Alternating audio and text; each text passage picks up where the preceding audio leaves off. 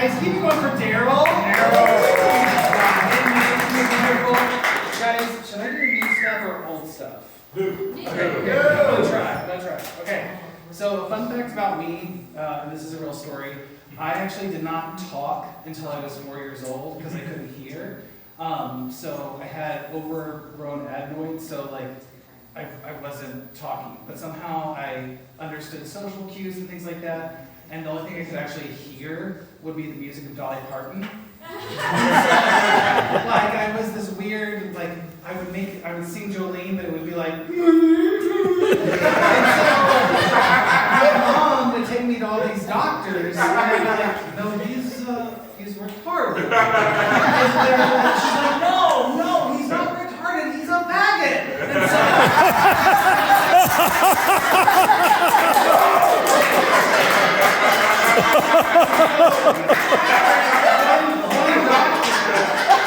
One doctor in Knoxville, Tennessee, he was like, oh, yeah, and he just removed my adenoids, and then I haven't been shutting up since. Grandma was not a hate speecher. That was the 80s. That was being your child's advocate.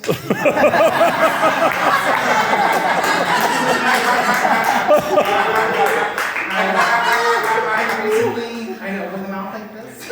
I recently did a show at a church, and it's always really hard for me because I'm just afraid of breathing to death. But I did this show, and like I love God. I think people are always like really surprised by that, but I'm like, he's pretty cool. My problem is Jesus. Like I get really worried for him. Like that is the family business that I don't want to inherit. And I just feel like I always hear the voice of Jesus as like a old chain smoker. Like I pray and like, oh God, Jesus, like please, like, can you like make sure I'm not late to work?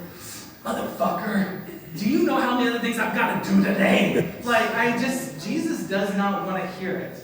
But I mean, Jesus Christ, the original Nepo baby, am I right? On a lighter note, I moved to a new apartment. I'm on the second floor. And I've been an apartment liver. That sounded real. I'm an apartment liver. That's very weird to say. Sorry about that, guys. That's why this is new material. But I lived in an apartment for pretty much 20 years. And you hear things. And I don't judge. I don't care when people are having sex. People have arguments. People fight. People have babies. But there have been a few moments where I've heard people in the throes of love where it's like, I'm going to pause.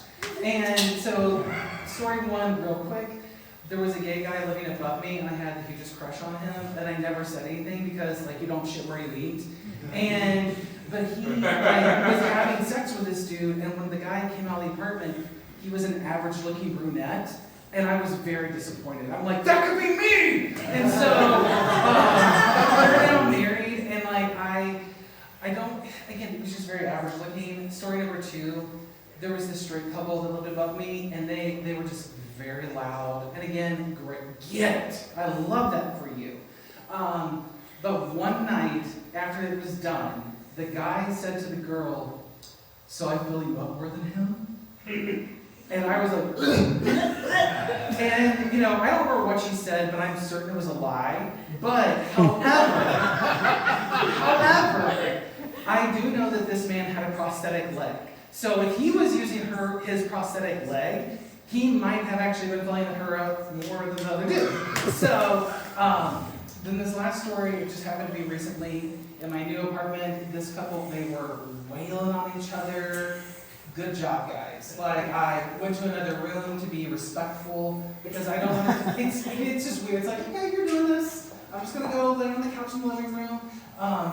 But their baby was screaming. So this entire time, I'm hearing him just slap, and then I'm hearing her like, oh yeah. And then I'm hearing the baby just wail. And then everything stopped. And I was like, what happened? Like, how could all those things just stop all at once? And I wanted to call CPS. But I didn't. I just let it happen, and I did like an old woman, like in the blinds, like making sure that 3 people leave at all times. Anyways, that's my time. Guys,